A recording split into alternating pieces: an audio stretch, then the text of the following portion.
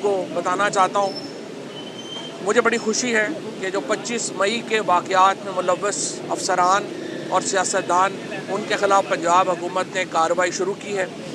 यहाँ पे ये भी एक बड़ी खुशी की बात है कि उन्होंने इसको फ़ाशिज़म की तरह, जिस तरह एक फ़ाशिस्ट हमारे ख़िलाफ़ कार्रवाइयाँ हुई इस्लामाबाद में, हमारे लोगों को उठाया गया, उस तरह की कोई कार्रवाई पंजाब में नहीं हुई है।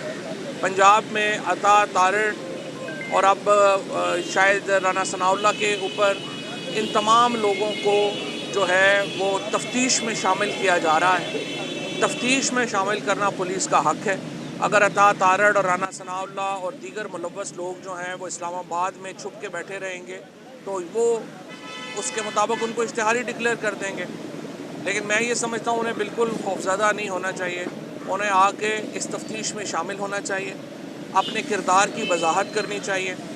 और ख़ुसूसन 2 लोग जो शहीद हो गए, जिनको रावी ब्रिज से नीचे फेंका गया 25 मई को, उनकी जानें चली गईं, उनकी जो फैमिलीज़ हैं उनको इत्मीनान ही नहीं मिल सकता जब तक इस कत्ल में मुलव्वस अफसरान और उनको हुक्म देने वाले जो हैं वो अपने अंजाम को ना पहुँचें।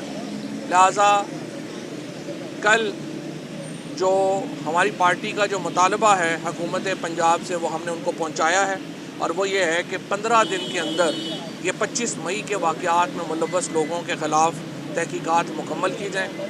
हमें बताया गया है कि अता तारड़ और जो बाकी मुलव्वस लोग हैं, जिनमें राना सनाउल्लाह भी शामिल हैं, बाकी लोग भी शामिल हैं, उनके ख़िलाफ़ तफ्तीश का जो आगाज़ है वो कर दिया गया है, और 15 दिन में इसका जो मामला है वो उसके ऊपर एक फैक्ट रिपोर्ट जो है वो पेश की जाएगी।